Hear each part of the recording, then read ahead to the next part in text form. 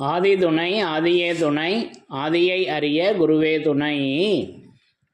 மரளி கைதேண்டா சாலை ஆண்டவர்கள் மெய்மதம் மெய்மன ஞானம். விண்டு கொண்டுமு பாலன்றேனது வில்லுவாய் மவுத்தேயது வித்தையே பிரம்ம வித்தை ஈதன வெற்றி வாழ்க்கையில் ஏறுமே. வெற்றி வாழ்க்கையில் ஏறுமே. எல்லோருக்கும் நமஸ்காரம். விரிபுவன வேதமாமரைகளின் அதிகாரண செழுங்கலை கருவூலத்து ஆண்டவர்கள் திருவாயுரை விரிப்பு. இந்த மெய்ப்பாதை வேறு. வேதம் ஆசான் திருமேனி. வேதத்தை ஓதினாலே புண்ணியம். வேதங்கள் பூராவும் தித்திக்குது. திருமறை குரு பெருமான். திருமறை குரு தீன் திருமேனியர். வேத ஏட்டில் எழுதியுள்ளதை படிப்பதன் பயன் இறைவனை காண்பதுதான்.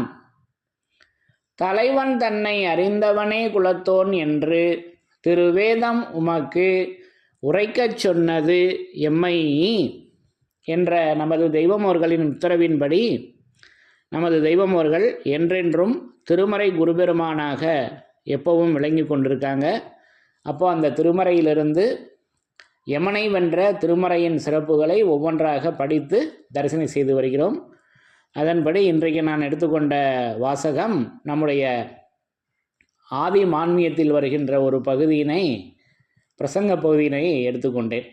அப்போது இது நம்முடைய திருப்புத்தூர் வைரவன் கோவில் முகப்பில் பேசிய பிரசங்க பகுதியில் அந்த பகுதியிலிருந்து ஒரு பகுதியினை எடுத்துக்கொண்டேன். அப்போ இந்த பிரசங்க பகுதியில் நமக்கு அந்த யமபடரின் ஆபத்தினை எவ்வாறு நமது தெய்வமர்கள் திருமறையாக விளங்கி கொண்டு நமக்கு வருகின்ற அந்த யமபடரின் ஆபத்தினை மாற்றி வைக்கின்றார்கள், எப்படி நம்மளை தடுத்தாட்கொண்டு நம் எல்லோரையும் அந்த கைலாயத்தில் ஏற்றி வைக்கின்றார்கள் என்பதை, அந்த அதிசயத்தை மிக மிக எளிமையாக நமக்காக இறங்கி அந்த வாசகமாக நமக்கு எடுத்து வெளியாக்கி வச்சுருக்காங்க. அந்த பிரசங்கம் அல்லவா, அது என்ன பிரசங்கம் அப்படின்னாக்கா, தாங்கள் ஏறி நிற்கும் ஜீவசிம்மாசன பேராண்மை பிரம்மோதய பெருக்கென்னும் அரிய செவ்விய லோகோபகார நிறைநீதி வான் செல்வ அருள்வர்ஷிப்பாகிய மெய்வழியின் பாரமார்த்தீக திருவசன பிரசங்கங்க. இந்த பிரசங்கத்துக்கு அது திருவசன பிரசங்கம். அதுக்கு இவ்வளவு அடைமொழி கொடுக்குறாங்க. பிரசங்கம் என்ன கேட்டால் பிரசங்க பகுதின்னு சொல்லுவேன் கொச்சையா. ஆனால் அது என்ன பிரசங்கம்னு அது தெய்வம் இப்போ வாசகம் கொடுத்துருக்காங்க அல்லவா. தாங்கள் ஏறி நிற்கும் ஜீவசிம்மாசன பேராண்மை பிரம்மோதய பெருக்கென்னும் அரிய செவ்விய லோகோபகார நிறைநீதி வான் செல்வ அருள் வர்ஷிப்பாகிய மெய்வழியின் பாரமார்த்தீக திருவசன பிரசங்கம். அப்போ அந்த பிரசங்கத்திலேருந்து ஒரு சிறிய பகுதி தான், அதில் அற்புதமாக நமக்கு அந்த அருள் வர்ஷிப்பை வழங்கியிருக்காங்க. அதை முதல்ல வாசகங்களை படித்து தரிசனம் செய்யலாம். அதன் பிறகு நான் புரிந்து கொண்டவற்றை உங்களோடு பங்கிக் கொள்கிறேன். பிரம்மோதய மெய்வழி சாலை ஆண்டவர்கள் மான்மியம். ஆதி மான்மியம் ஜீவசிம்மாசன பருவம். திருப்புத்தூர் வைரவன் கோயில் முகப்பில் நின்று பேசிய பிரசங்கம். பக்கம் எண் 308. சாதிகளின் கர்த்தாவே. பல கோடி வேறு வேறு விதங்களாக வழக்கத்தில் இருந்து வரும் நாமங்கள் இது இது இதோ பார் என்று சந்தேகமற அவரவரும் சம்மதிக்க எடுத்துக்காட்டி நிரூபணை செய்துவிட முடியும் பிறவியரே. இவ்வாறாக அதனை உங்களுக்கு தகுந்தபடி நின்று விளக்கி தர வேண்டுமென்றால் நீங்கள் எனக்கு அதற்கான நேரம் செலவிட வேண்டும். அதுதான் உங்களிடம் அற்பமாக இருக்கின்றது பிறவியரே. ஆனால் நம்முடைய வீண் விளையாட்டு ஆடம்பர வரவினுக்கு செலவிடும் நிஜமான வயது நேரத்தினை கோரமுற்று வரும் யமனை சாந்தமுற்ற தர்மராஜாவாக ஆக்கி வர செய்கின்ற ருத்ராஜ முத்திரை என்னும். ஆனால் நம்முடைய வீண் விளையாட்டு ஆடம்பர வரவினுக்கு செலவிடும் நிஜமான வயது நேரத்தினை கோரமுற்று வரும் யமனை சாந்தமுற்ற தர்மராஜாவாக ஆக்கி வரச் செய்கின்ற ருத்ராட்ச முத்திரை என்னும் பிரம்மமுடி வித்தாகிய இறை திரு சக்கரத்தை நம் எல்லோருக்கும் அவரவருடைய அவசியத்தளவு நின்று இறைவன் நல்லருள் பாலித்து அவரவருடைய அவசியத்தளவு நின்று இறைவன் நல்லருள் பாலித்து நமது நேசத்தை இடையறாது சேர்த்து வைப்பானாக என்று இறைவன் திருவாய் மலர்ந்து அருளி உள்ளார்கள். சாதிகளின் கர்த்தாவே. அப்போ இந்த திருப்புத்தூர் வைரவன் கோவில் முகப்பில் நின்று பேசிய பிரசங்க பகுதியில் கடைசி பகுதியில் சுருக்கமாக நம்ம எடுத்துக்கிட்டோம். அப்போ இந்த பிரசங்க பகுதியில் இப்போ படித்த வாசகத்தில் நமக்கு என்ன பேசி வர்றாங்கன்னா, வயது நேரம் அது என்னன்னா நிஜமான வயது நேரத்தினுடைய நிலைப்பாடு என்ன, அதை நான் எப்படி அதை கையாளுகிறேன், எனக்கு தந்த வயது இருக்குல்லவா, உள்ளது 100 ஆண்டில் என்று அந்த 100 ஆண்டுக்கு கணக்கு சொல்லி வர்றாங்க ஞான முறையீடில். அப்போ எனக்கு கொடுக்கப்பட்ட வயசை நான் வீணுக்காகவே நான் செலவு செய்கிறேன், அதனுடைய உன்னதம் தெரியாமல். அப்போ அதனுடைய அந்த ரகசியத்தை இங்கே வெளியாக்கி வர்றாங்க. அப்போ அது நிஜமான வயது நேரங்க, பொய் இல்லை. நம்ம நான் செலவிடுகின்ற அந்த நேரமானது ஒவ்வொரு காரியத்திற்கும் செலவிடுகின்ற நேரம் அது நகலுக்கு தான் நான் செலவு செய்கிறேன். அசலுக்கு செலவு செய்வது கம்மியாக இருக்குது, நகலுக்கு நிறைய நேரம் செலவு செய்கிறேன். ஆனால் நகலுக்கு செஞ்சால் அது நகல் நேரமா அப்படின்னா, நகல் வேலைக்கு செஞ்சால் அது நகல் நேரமாக இருக்குதான்னா இல்லைங்க, அது அசலான நேரமாக இருக்குது. அதனால தான் நிஜமான வயது நேரம் என்று அந்த வாசகத்தை அப்படி கணங்கொண்டு இங்கே நம்மளை பார்க்க வைக்கிறாங்க தெய்வம். அவங்க அதனுடைய முக்கியத்துவத்தை இங்கே எடுத்து உரைக்கிறாங்க. இப்போ இதுக்கு முன் நிறைய பேசி வர்றாங்க, நம்ம சுருக்கமாக மட்டும் சில வரிகள் எடுத்துக்கொண்டோம். அப்போ இதில் பல கோடி வேறு வேறு விதங்களாக வழக்கத்தில் இருந்து வரும் நாமங்கள் அப்படின்னு அதுக்கு மேலே அந்த பிரம்மமுடி, இறை திரு சக்கரம், உருத்திராட்ச முத்திரை என்பதை பற்றிலாம் பேசி வர்றாங்க. இதற்கு மேலேயும் வருது, கீழையும் அதை பற்றி இன்னும் விரிவாகவும் பேசி வர்றாங்க. அதுக்காக தான் இந்த பகுதி எடுத்துக்கிட்டது. அதில் தான் அந்த யமனை வென்ற திருமறையாக நமது தெய்வமர்கள் எப்படி அந்த திருமறையாக விளங்கி கொண்டிருக்கின்றார்கள் என்ற சூட்சுமத்தை நான் தரிசனம் செய்தேன் அல்லவா. அப்போ அதை தான் இங்கே நம்ம பங்கிக்க போகிறோம். அப்போ பல கோடி வேறு வேறு விதங்களாக இப்படி வழக்கத்திலிருந்து வரும் நாமங்கள் இது இது இதோ பார், அங்கே தாங்க விஷயம் இருக்குது. நம்ம உடனே நம்ம நினைவு இங்கே தூளத்துக்கு வந்துடும். இங்கே தூளத்துக்கு வரக்கூடாது, தெய்வீக உடலுக்கு வரணும். நம்ம மாமிச தேகத்துக்கு வரக்கூடாது, தெய்வீக உடலுக்கு வரணும். வேதம் என்பது தேகம் அல்லவா, மெய்ப்பொய்யும் பிரித்து காட்டும் வேதமே தூளமாகும். அந்த தேகத்துக்கு, அந்த தூளத்தில், அந்த உடம்புல இதை தரிசனம் செய்யணும். அப்போ இது இது இதோ பார். அப்போ இது அது அது என்ன, அந்த இது அது இது அது இதுவென்று உரைக்காக அத்தகையின் தரத்தை அமுத நிலை கல்பு கண்ணென்று அருமறையில் நடுமே என்றெல்லாம் அது இது பற்றி அது ரெண்டும் சேர்ந்தே தான் வரும் அல்லவா. அப்போ இதெல்லாம் நம்ம ஏற்கனவே வேதத்தின் சிறப்புகளில் படித்து தரிசனம் செய்திருக்கிறோம். அதை மிக மிக எளிமையாக நமக்கு அதை விளங்க வைக்கிறாங்க. அந்த அது என்ற நாமம் அது மான்மீகத்தில் ஆதின்னு பேசி வருவாங்க. அப்போ அந்த அது இது அது என்ன, அது இது, அப்போ இங்கே தான் அதை கொடுக்குறாங்க, இது இது இதோ பார். அப்போ இதுவோட அதுவும் சேர்ந்து வருது. அப்போ அது என்னென்று இதெல்லாம் நம்ம ஏற்கனவே வேதத்தின் சிறப்புகளில் படித்து தரிசனம் செய்திருக்கிறோம் அல்லவா. அப்போ அதை நமக்கு அந்த குருபெருமானில் வழங்கிட்டாங்க. பூரண புதையல் பக்கம் எண் 87 திருமறை குருபெருமான் ஞானநிலை செவ்வை வழி ஓடிய நூல் நூல் அது இதுவும். இப்போ நேராக விளங்குது அல்லவா. அது இது என்பது என்னன்னா, மாமிச தேகத்தில் காட்டுறவங்க சொல்கிறவங்க தான் இருப்பாங்க. ஆனால் இங்கே நம்ம வேதத்தில் தரிசனம் செய்கிறோம். செவ்வை வழி ஓடிய நூல், அந்த நூலுக்கு பேர் அது இதுங்க.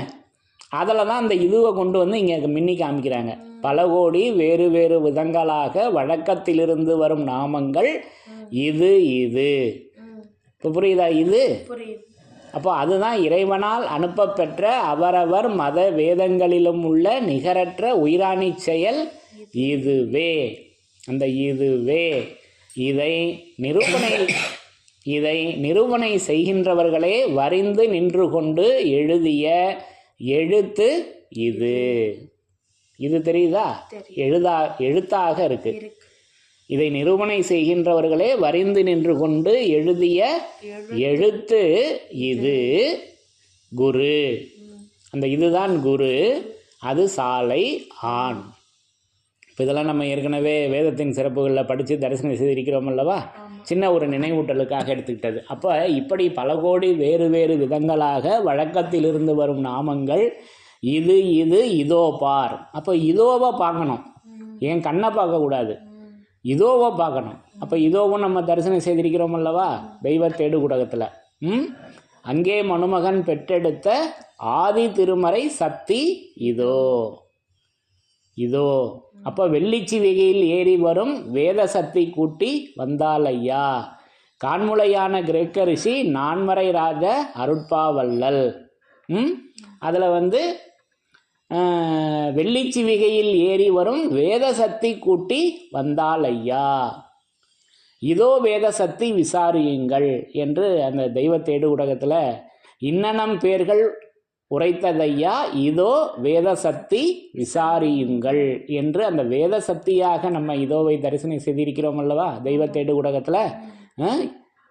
எங்களை கூட்டிக் கொண்டு இங்கு வந்தோர் அந்த பாடலில் வரும் நமக்கு. இன்னனம் பேர்கள் உரைத்தது ஐயா இதோ வேத சக்தி விசாரியுங்கள். அங்கே மனுமகன் பெற்றெடுத்த ஆதி திருமறை சக்தி இதோ பற்றி நிறைய விரிப்பு இருக்குது. இது நம்ம எழில் சிந்தும் விடையை திருவேதமாக, திருமறை குருபெருமானாக, வேதம் ஆசான் திருமேனியாக இது நம்ம ஏற்கனவே வேதத்தின் சிறப்புகளில் தரிசனம் செய்தது. இதை இன்னும் வான்மதி குரல் அவுட் ஆஃப் சிலபஸ் அதிலெல்லாம் பார்த்தோன்னாக்கா இதோ ரூபமாக இன்று உங்களை கேட்கிறது அப்படின்லாம் வாக்கியங்கள் நிறையா இருக்குது விரிப்பு. நம்ம உச்சத்தில் உள்ள அந்த திருவேதத்தினை நம்ம இதோவாக திருமறையாக நம்ம ஏற்கனவே தரிசனம் செய்திருக்கிறோம் அல்லவா? அப்போ பல கோடி வேறு வேறு விதங்களாக வழக்கத்திலிருந்து வரும் நாமங்கள் இதோ அதல்லவா பார்னா கண்ணில் பார்க்கறதா இல்லையே. பார்சைய நப்பதி யார் இது உரைத்தது பார்.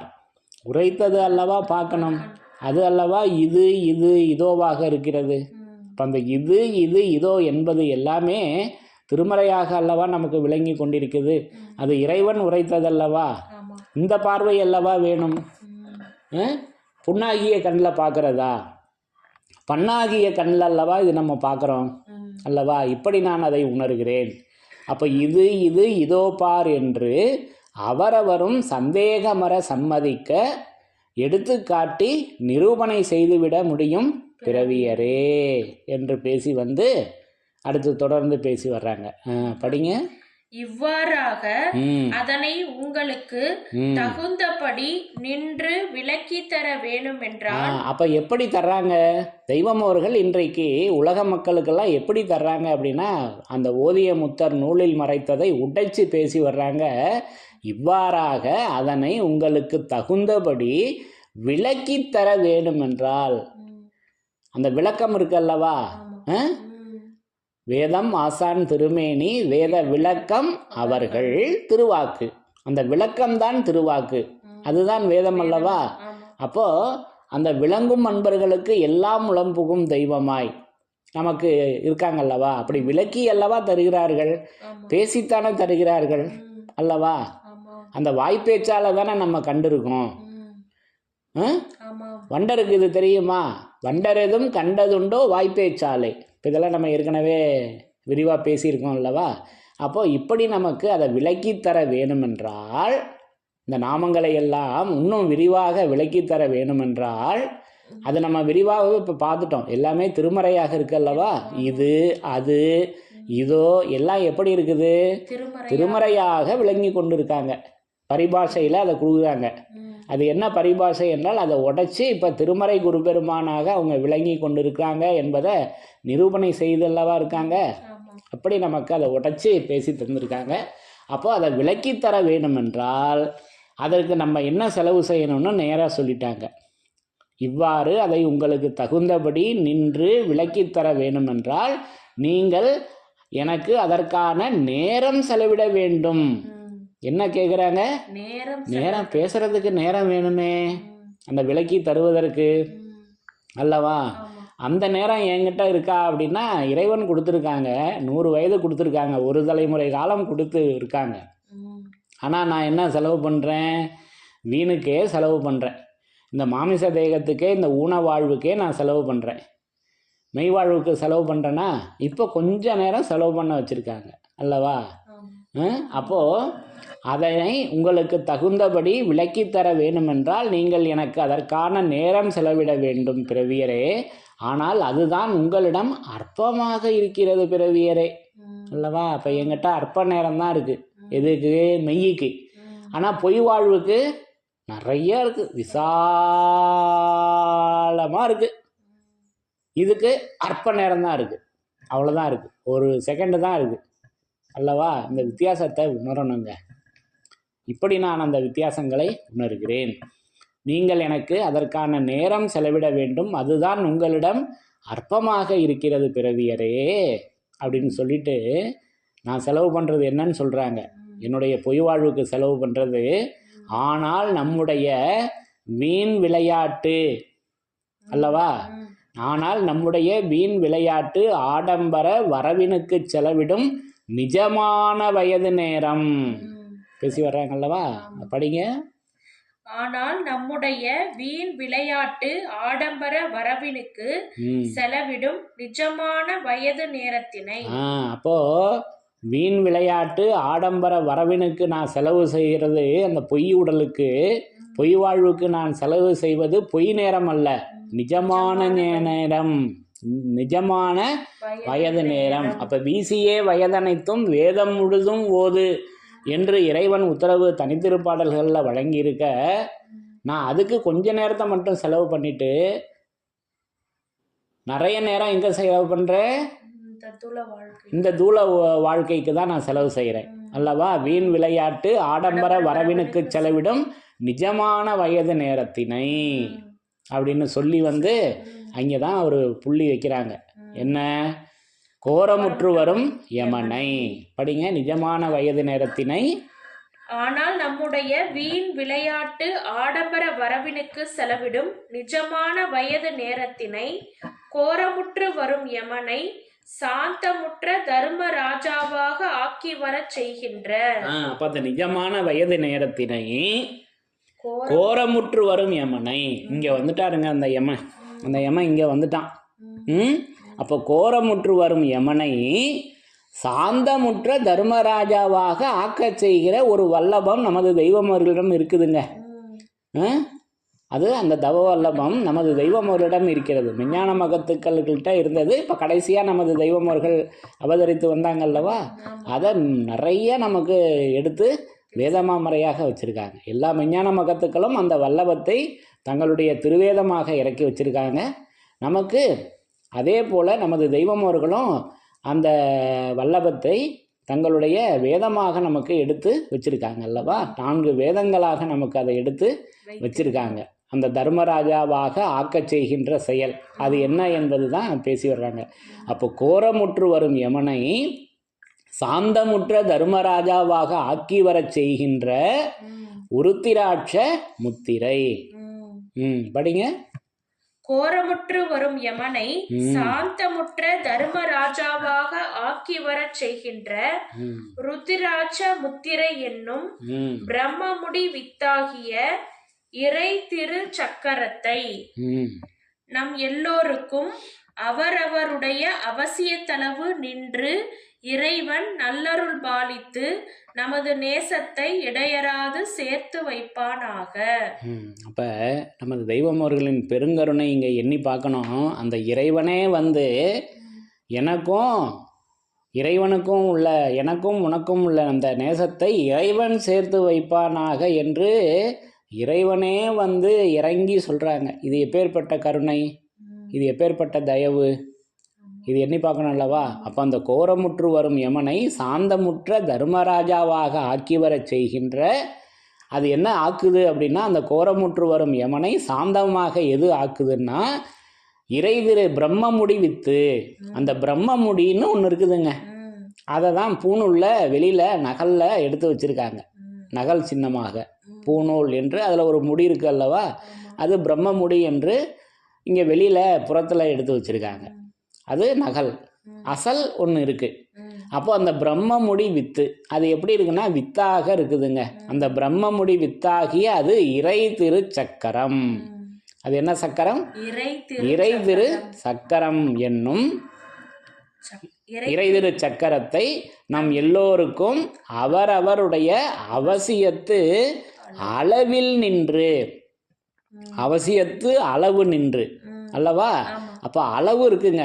ஏன்னா அதுதானே அந்த அளவு வேணும். அளவிலா வெகு காலமி பூமியில் பழமையான புராதன பூர்வீகராக நமது தெய்வமர்கள் வந்திருக்காங்க அல்லவா.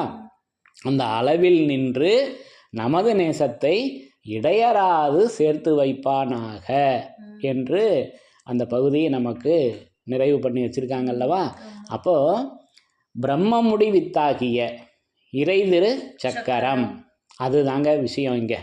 அப்போ அந்த கோரமுற்று வரும் யமனை சாந்தமுற்ற தர்மராஜாவாக ஆக்கி வர செய்வது எதுன்னா பிரம்மமுடி. அது பேர் வித்து. அதுக்கு பேர் இறை திரு சக்கரம். அப்போ பிரம்மமுடி. அப்போ பிரம்மம் யாரு? நமது தெய்வம் அவர்கள். அவங்க ஒரு முடி போட்டு வச்சுருக்காங்க அந்த பூவாகிய நூலில். அது முப்புரி பூ நூலிலங்கும் மூர்த்தியன் நாயகனை தப்பாது காட்டிய முக்கண்ணனை யான் மறவேன். அப்போ அதை வெளியில் புறத்தில் பூநூலாக எடுத்து வச்சுருக்காங்க. அது முப்புரி நூல் இருக்குது, அறுபுரி நூலும் இருக்குது, புழக்கத்தில் எடுத்து வச்சுருக்காங்க அல்லவா. அப்போ அது இங்கே அது நூலாக இருக்குது. அந்த வாசகத்திலே தானே இருக்குது. அது அந்த நூலாக அது மெய்வழி நூலாக இருக்குது. அதை அணிஞ்சிக்கணுமே. அதை நமக்கு அது அந்த பிரம்ம முடியாக இருக்குது. அப்போது ஆதிமை உதயபூரண வேதாந்தத்தில் தீர்ப்பு திருவசனங்கள் கடைசி பகுதி இருக்குல்லவா, அதில் தலைப்பு ஒன்று கொடுப்பாங்க, வேதமுடி. இங்கே பிரம்மமுடி, அது வேதமுடி. அப்போ அதை தான் நமக்கு தோத்திர பாடலில் சுத்த வேதமுடி வானநிதி இது போதும் என்று ஓதும் மட்டும் பூட்டுங்குரு சாலை ஆண்டவா. அப்போ அந்த வேதமுடியில் என்ன பேசி வர்றாங்கன்னா சர்வலோக சர்வநேச சர்வசாட்சி ஆகிய இறைவனை அறிய வைக்குகின்ற அலிபுலாம் மீம் என்னும் இவ்வச்சரத்தினுள் மகா துலக்கத்துடனே எண்ணில் கோடி மந்திரங்களும் சர்வ வேதங்களும் இருக்கின்றன என்று பேசி வர்றாங்கங்க. வேதமுடி என்று தலைப்பை கொடுத்து அதில் இதை வச்சுருக்காங்க. அது எண்ணில் கோடி மந்திரங்களும் சர்வ வேதங்களும் இருக்கின்றன. எதில் இருக்குது? அந்த வேதமுடி. அதல்லவா பிரம்மமுடியாக இருக்குது.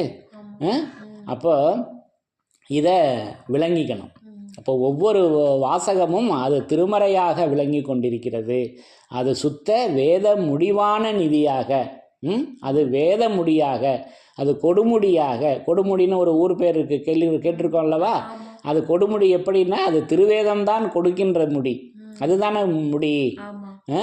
ஆக இப்படி நான் அதை திருவேதமாக திருமறையாக உணர்கிறேன்.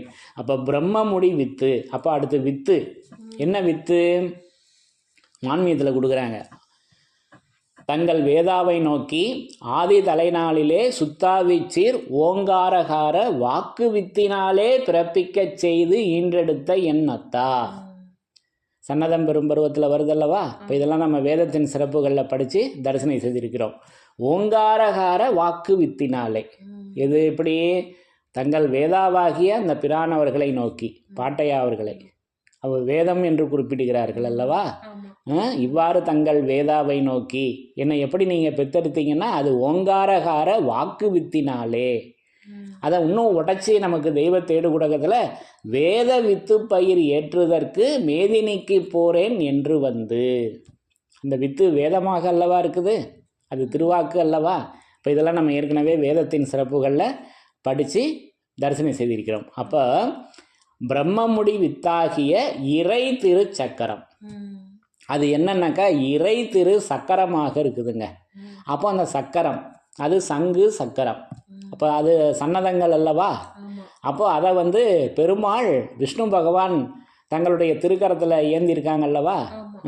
அப்போ அதை நமக்கு மெய்வழி நூல்லையும் எடுத்து சன்னதங்களை எல்லாம் எடுத்து ஒவ்வொன்றையும் பேசி வர்றாங்க. அந்த இறை திரு சக்கரத்தையும், சக்கரம் என்பது சங்குவல கரமாச்சு வானோர் கூடும் என்று நமக்கு பாடல் வரிகள்லாம் வருது அல்லவா. அதை நமக்கு இதே ஆதிமான்மியத்தில் அகிலபலம் வரும் பருவத்தில் மகா மந்திர சக்கராயுதம் என்று பேசி வர்றாங்க. மகா மந்திர சக்கராயுதத்தினாலே அதை உடைத்து என்று அந்த துறவரம் பகுதியில் நமக்கு வரும். 2வது பக்கத்தில் அகிலபலம் வரும் பருவத்தில் 2வது பக்கம். அப்போ அந்த மகா மந்திர சக்கராயுதம், அப்போ அழிவிலா சக்கராயுத மந்திர பெருமை வளத்தை, இது ஐமணி பொதிகை. அழிவிலா சக்கராயுத மந்திர பெருமை வளத்தை என்று குறிப்பிடுகிறாங்க. அது அழிவில்லாதது, அழியாதது அல்லவா. அது மந்திரமாக இருக்குது, அது பெருமையாக இருக்குது, அது வளமாக இருக்குது அல்லவா. அப்போ எம்முடைய வளப்பம் மிகுந்த வார்த்தைகளை கேட்டு வனப்புற்றவர்கள் என்றெல்லாம் திருவாக்கியங்களில் பேசி, அப்போ அதுக்கு பேர் இறை திரு சக்கரங்க. அப்போது அந்த சக்கரம் நம்ம நினச்சிக்கிட்டு இருக்க ரவுண்டு இல்லை. நமக்கு சக்கரம்னா என்ன, ரவுண்டு தானே தெரியும். சூரியன் வட்டமாக இருக்குது, அது அறுகோண எண்கோண சக்கரம்லாம் பேசி வர்றாங்க. அது எப்படி இருக்குதுன்னா நம்ம நினச்சிக்கிட்டு இருக்கக்கூடிய இந்த வடிவம் அல்ல, ரவுண்டு ஷேப் அல்ல. இது மகா மந்திரத்துக்கு பேர் சக்கரங்க. அது வெட்டாத சக்கரம், பேசாத மந்திரம். அது வேத வாசகங்கள் அனைத்தும் பேசாத மந்திரமாக தானே இருக்குது. அப்போ அதை அசைவுக்கு கொண்டு வரணும் அப்படின்னாக்கா துணி கொடுக்கணுமே. அப்போ வேதத்திற்கு உயிர் கொடுக்கிற இவர்கள் இதுகாலம் வரை எழுத்தாக இருந்த மந்திர ரூபகத்தை பிரத்யட்ச பிரகாச பொருளாக காட்ட வல்லவர்கள் எப்பேர் கொத்தவர்களாக இருப்பார்கள் என்று நுணுகி எண்ணவில்லை என்றால் மெய்யான பிரயோசனம் கிட்டாமலே போய்விடும். அது அல்லவா வெட்டாத சக்கரம். அப்போ வெட்டாத சக்கரமாம் பிரம்மத்துள்ளே என்று 2வது காண்டத்தில் பேசி வர்றாங்க. இதெல்லாம் அவுட் ஆஃப் சிலபஸ், நான் சாட்சிக்காக இதை எடுத்துக்கிறேன். நிறையா இருக்குது விரிப்பு. அப்போது இதை நம்ம ஏற்கனவே வேதத்தின் சிறப்புகளில் படித்து தரிசனம் செய்திருக்கிறோம். அமுதகலை ஞானபோதத்தில் அது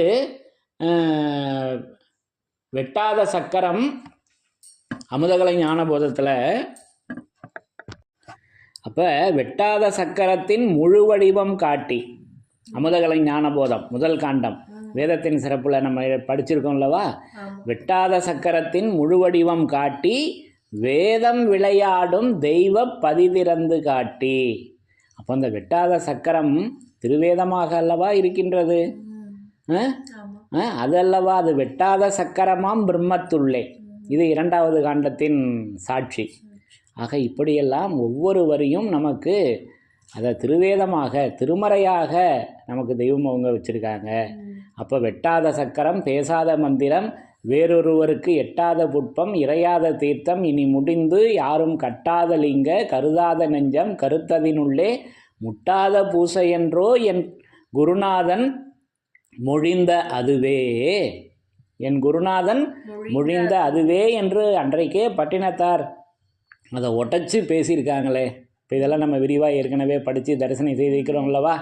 கைகால் போய் முட்டாத பூசை வணக்கமுடைய மெய்மை பாரவான்கள் அருளி செய்துள்ள மெய்மை கிரந்தங்களுக்கு இதய கமல வாசனை தன்னில் தரிசித்தலாகிய தன்னை அறிதல் என்னும் மறுபிறப்பும் புனல் ஜென்மங்க இதற்கு பெயர். இது 44வது திருவாக்கியம் அல்லவா. 44வது திருவாக்கியத்தில் இது வருதல்லவா. அப்போ கைகால் போய் முட்டாத பூசை வணக்கம் எப்படி இருக்குதுன்னா அது என் குருநாதன் மொழிந்த அதுவே. ஆக இப்படி அந்த பிரம்மமுடி வித்தாகி அந்த இறை திரு சக்கரத்தை இப்படி நான் திருமறையாக உணர்கின்றேன். இப்போ இது என்கிட்ட இல்லையே, என்னோட தேகத்தில் இல்லையே, இது தெய்வம் அவர்களின் அந்த நித்திய திருமேனியில் அல்லவா, அந்த நித்திய திருமேனி ஆகிய திருமறையில் அல்லவா இருக்கிறது என்றென்றும். அன்றைக்கு தூல திருமேனியில் இருந்தது, இன்றைக்கு வேத திருமேனியில் இருக்கிறது, என்றென்றும் இருக்கிறது வேத திருமேனியில். நம் குல தெய்வ சைவ திருமேனி சுருதி பெருமான் அல்லவா. அந்த சைவ திருமேனியில் எப்பவும் இருக்குதே. இப்படி நான் அந்த மொழியினை அந்த திருமறையை நான் உணர்கிறேன்.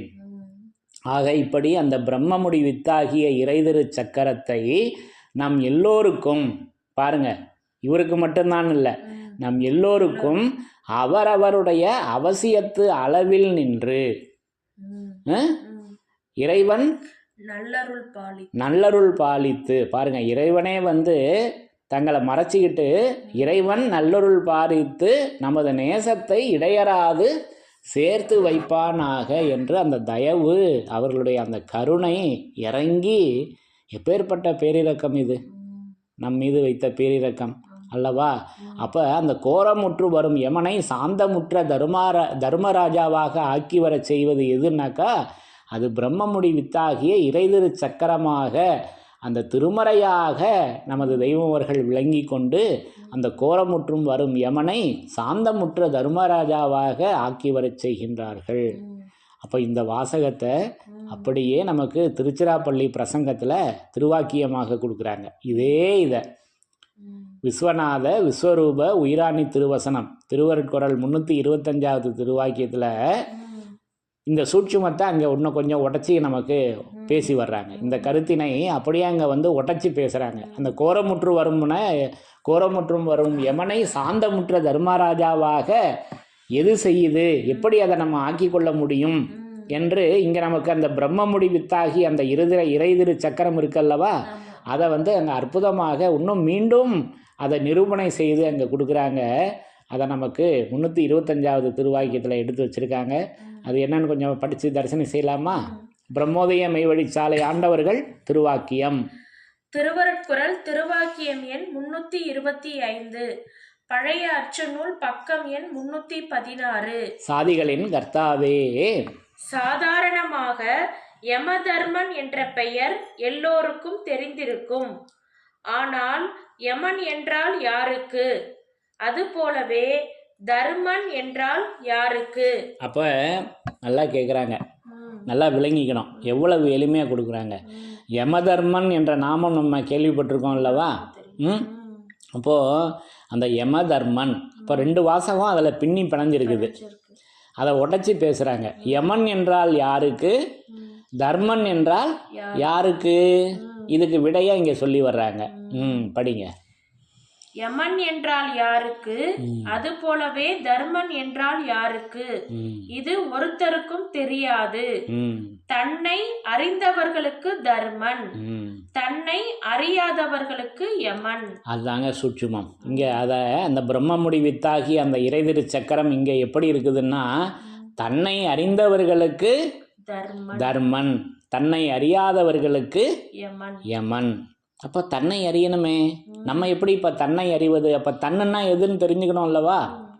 அப்போ தன் நிறையா நம்ம வேதத்தின் சிறப்புகளில் படித்து தரிசனம் செய்திருக்கிறோம். திருவருட்குறள், இதே திருவருட்குறள் 323வது வாக்கியம், இறைவன் தன் திருவசனமாகிய வேதத்தில் நாம் தன்னை அறிவது நமது முதற்கடமை என்று விதியாக்கி வைத்திருக்கிறான். இப்போ தன் திருவசனமாகிய வேதம் நேராக வந்துருச்சா? பூரண புதையல்ல ஆதிதன் திருமறையில், ஆதிதன் திருமறையில் என்று நமக்கு நேராக கொடுத்து வர்றாங்கல்லவா. அரிய சொல்லி உரைத்த திருவுரை கான். அப்போ ஆதிதன் திருமறையில் அரிய சொல்லி உரைத்த திருவுரை கான். அப்போ தன் என்பது திருமறையாக அல்லவா விளங்கி கொண்டிருக்கிறது. இப்போ இதெல்லாம் நம்ம ஏற்கனவே வேதத்தின் சிறப்புகளில் படித்து தரிசனம் செய்திருக்கிறோம் உள்ளவா. அப்போ தன்னை அறிந்தவர்களுக்கு தர்மன், தன்னை அறியாதவர்களுக்கு யமனாக இருக்குதுங்க. அப்போ தன்னை அறிதலே இன்னில வாழ்வு. அப்போ எந்த தன்?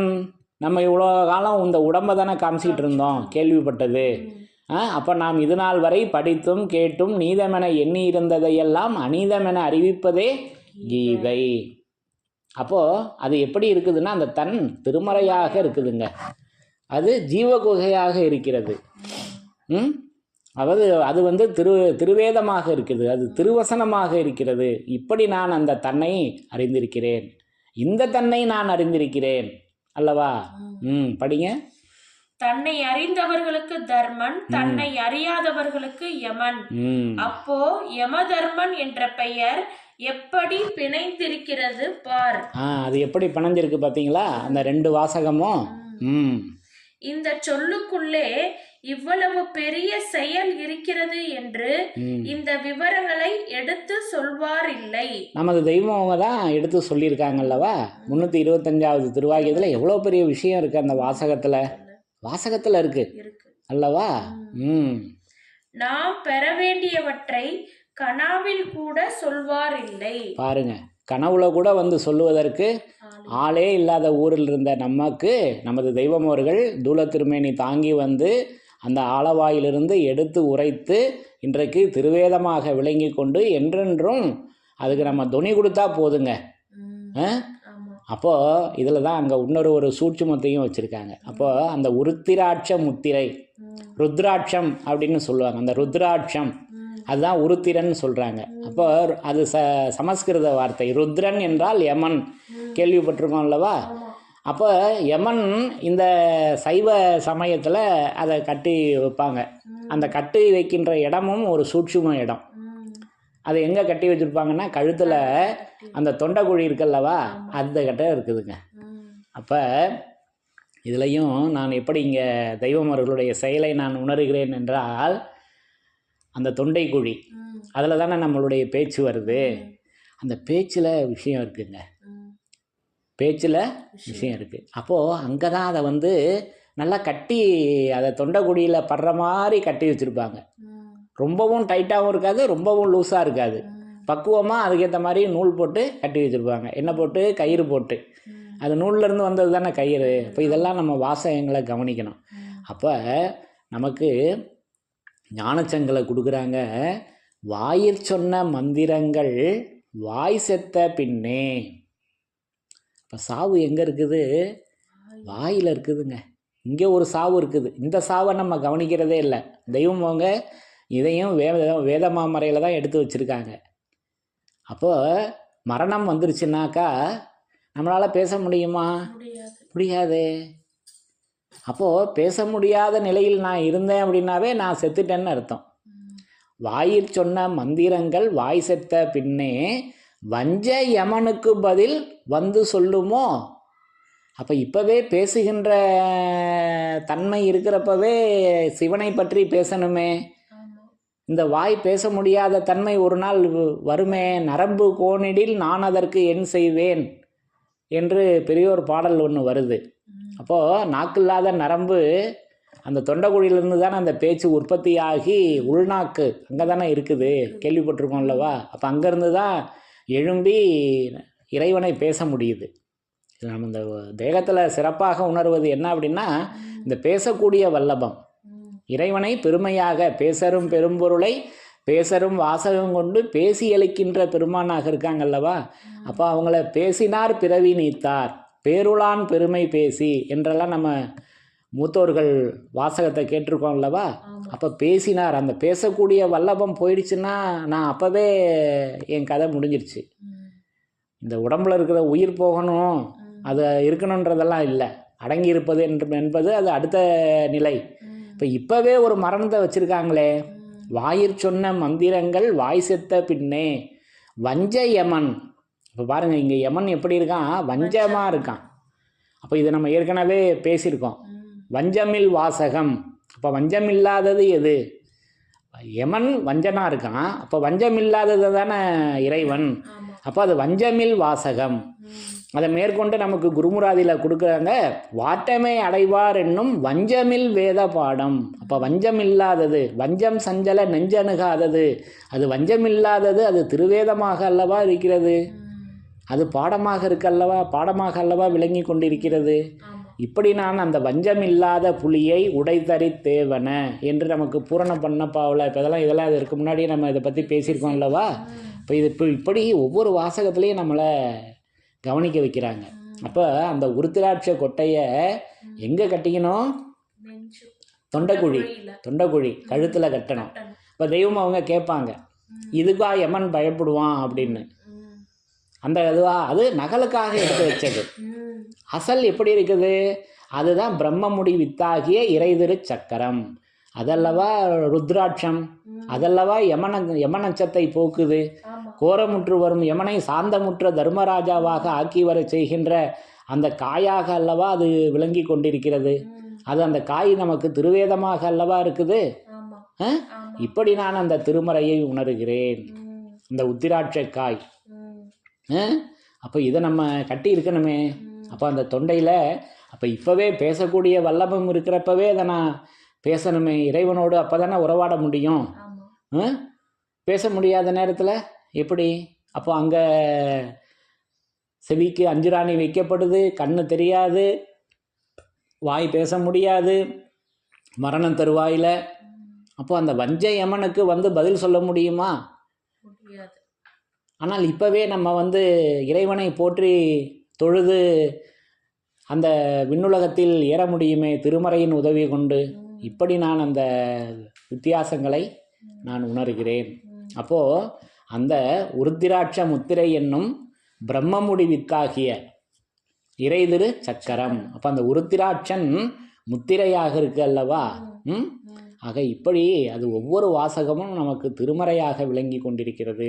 இப்போ வாயிற் சொன்ன மந்திரங்கள் வாய் செத்த பின், அப்போ சாவு வாயில் ஒரு சாவு இருக்குங்க. அது வாய் செத்த பின்னே. அப்போ அதை வந்து நமக்கு ஞான அகவலில் கூட வந்து பேசி வர்றப்ப வாயளவு பேசும் எல்லை என்றெல்லாம் பேசி வர்றாங்க. வாயளவு பேசும் எல்லையை எண்ணியே இதையறியாரே இறைவனின் பகைவன் என்று வரும் வேத பாடமே என்று வரிகள்லாம் வருது. நிறையா இருக்குது இதுக்கு விரிப்பு.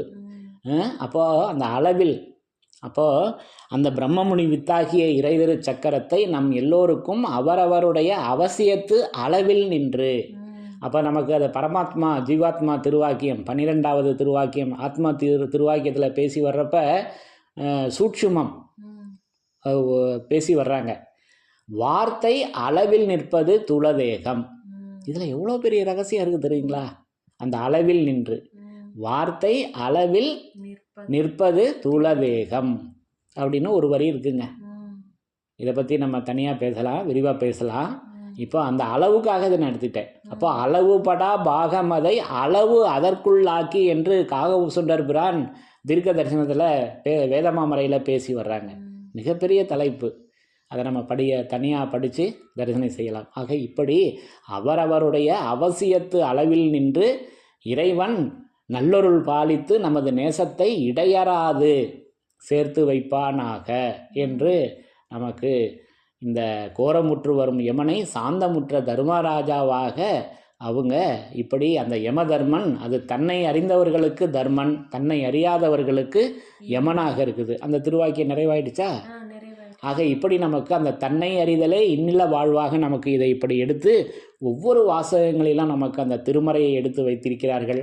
ஆகவே அந்த கோரமுற்று வரும் யமனை சாந்தமுற்ற தர்மராஜாவாக ஆக்கி வரச் செய்கின்ற அந்த உருத்திராட்ச முத்திரை என்னும் பிரம்மமுடி வித்தாகிய இறைதிரு சக்கரம் நமக்கு திருமறையாக, அது வேதம் விளையாடும் தெய்வப்பதியாக நமக்கு திருமறை குருபெருமானாக நமது தெய்வமோர்கள் விளங்கி கொண்டு நமக்கு வருகின்ற அந்த கோரமாகிய அந்த யமனை முறித்து சாந்தமாகிய தர்மராஜாவாக நமக்கு இப்படி திருமறையாக நின்று ஆக்கி வைத்திருக்கின்றார்கள் என்பதை நான் இந்த பகுதிகளின் மூலம் விளங்கி கொண்டேன், உணர்ந்து கொண்டேன் என்று கூறி யமனை வென்ற திருமறையின் சிறப்புகள் தொடரும். தலைவன் தன்னை அறிந்தவனே குலத்தோன் என்று திருவேதம் உமக்கு உரைக்கச் சொன்னது எம்மை. யமனை வென்ற திருமறையின் சிறப்புகள் தொடரும். எல்லோருக்கும் நமஸ்காரம்.